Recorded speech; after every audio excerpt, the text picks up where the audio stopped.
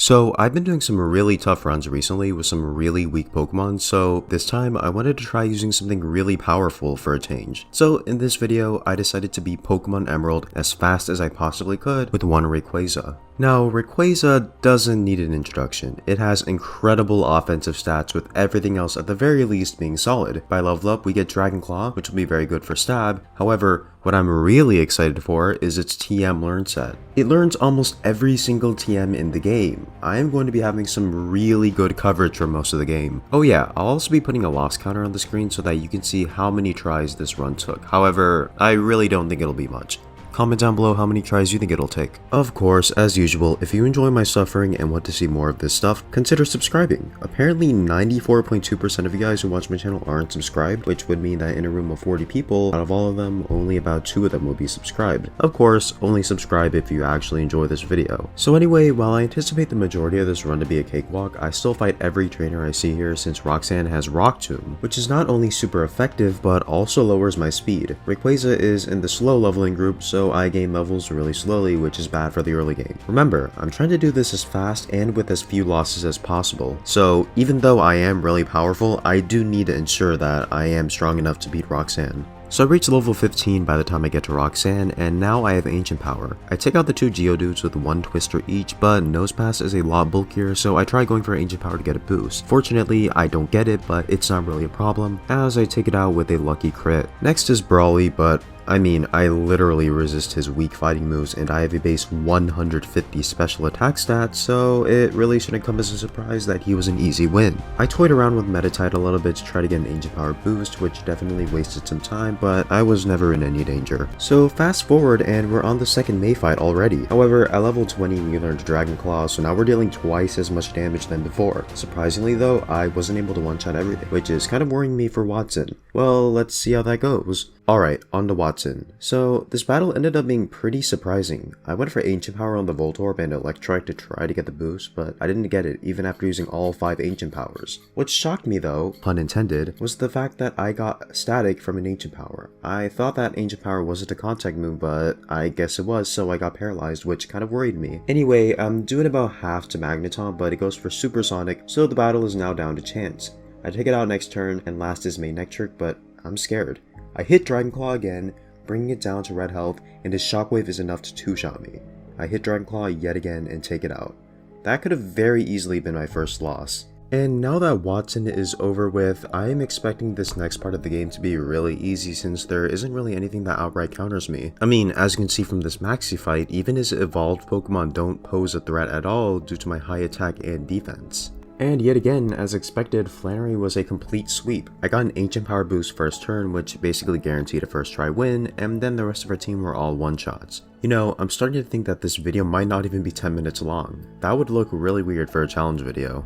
And guess what? Norman, the gym leader who usually is a big obstacle in Hoenn, is also another breeze. Funnily, Spinda actually ended up being the biggest threat with Teeter Dance, making me lose half my health, but I mean, just look, Vigoroth and Linoon are both one-shots and Slacking is barely a 2-shot. Wow, I am really surprised at how fast this run is going. And progressing through the game only makes us even more strong.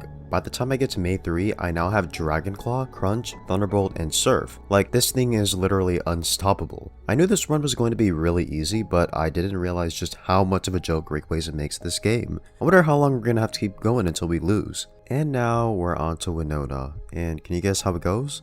Well, believe it or not, I surprisingly lose. I'm just kidding. Come on. Thunderbolt and Dragon Claw. What can she do? And it just keeps rolling forward. The second Maxi fight goes no different from the first.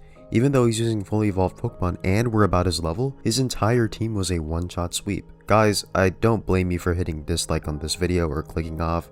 I'm kind of regretting giving you all such a bad solo run at this point. Alright, so finally I lost a battle, and it was to Tate and Liza, which I guess isn't too surprising. It's a 2v1, and unlike in Ruby and Sapphire, they now have an extra Claydol and Xatu. And while Surf would normally one-shot both Lunatone and Solrock each, because of this being a double battle, my damage is split between them, so after being put to sleep, her Lunatone just sets up Calm Mind and finishes me off with Psychic. Okay, well, I do still think this is possible at this low of a level. I try again right after, this time holding the Citrus Berry to heal me in case if I get low, and I start as usual with Crunch to take out Xatu, then Claydol makes Zigzagoon faint. This time, however, I target Lunatone and go for Crunch, which surprisingly doesn't take it out. However, it luckily doesn't go for Light Screen, so I go for Surf to take it out and deal big damage to Claydol. At this point, I'm fairly certain that I've won unless something crazy happens.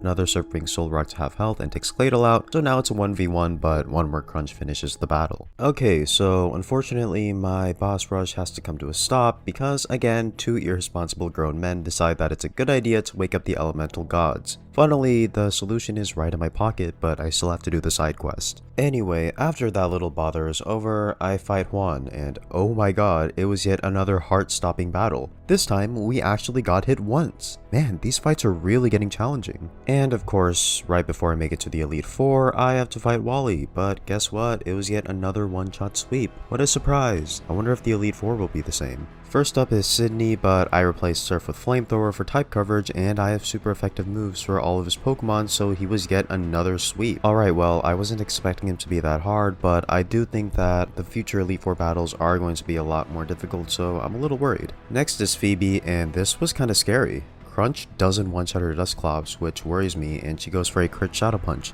I take it out, and she sends out her second Dusclops, who is level 51. Crunch brings it to red health, and she goes for Ice Beam, which made my heart sink, but it luckily didn't take me out. I finish it off, and the rest of our team are thankfully all one-shots. Third is Glacia, and Celio goes down in one shot, Glalie goes down, Celio goes down, Glalie goes down, and finally, Walrein doesn't go down and one-shots me with Ice Beam. Okay, well, I was sort of expecting that. Time to grind, I guess. So I come back after some grinding, and this time I'm level 59, which actually didn't take very long since I'm not that high leveled compared to the Elite Four, and this time I one-shot her entire team. Fourth is Drake, but what did you expect? I outspeed, and I have Dragon-type moves, so his team naturally didn't stand a chance. But, of course, you all were expecting that to be easy. What isn't going to be easy though is Wallace. Pretty much his entire team has Ice Beam. Alright, well, now's the real test. Well, it goes about as well as you'd expect. He has Pokemon with high special defense, so yeah, I wasn't one-shotting them. I was really worried that this was gonna happen. Well, I guess it's finally time to grind again. I try again at level 67, and actually 2 of those levels were from just making it to Wallace again, which was nice. Unfortunately, Thunderbolt still doesn't even one-shot Tentacruel. Alright, well, I wasn't expecting this to be so bad. I come back a few levels later, but this time I equip Thunder, which does make this more luck reliant, but hopefully a little easier with its higher power. Of course, Wailord goes down in one hit, and luckily Thunder hits again and one-shots Tentacruel. Next is Milotic, and I go for Thunder and it hits, but it doesn't knock it out. However, I get absolutely crazy luck and paralyze it, and it doesn't hit. Oh my god, that might have just saved me.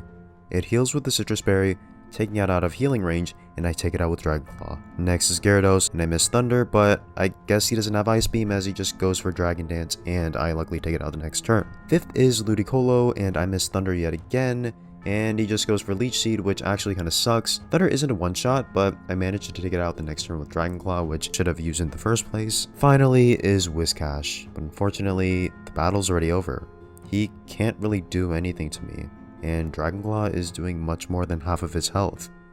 Wow, I did not think I needed to be level 70 to win this. And with that, I've beaten Pokemon Emerald with just Rayquaza, to absolutely nobody's surprise. I actually beat it really quickly this time, and I mean, yeah, I know, if you're a Pokemon speedrunner, this is probably a really terrible time, but I'm not a, Pokemon speedrunner, so I say this is pretty good, Less than 10 hours of playtime to beat the entirety of Pokemon Emerald. It's not bad. So this was probably one of the weirdest challenges that I've done. Pretty much the entirety of the main game was a complete breeze, but then once it got to the Elite Four, there were some really tough battles, mostly because they had Ice Beam that could pretty much just one-shot me.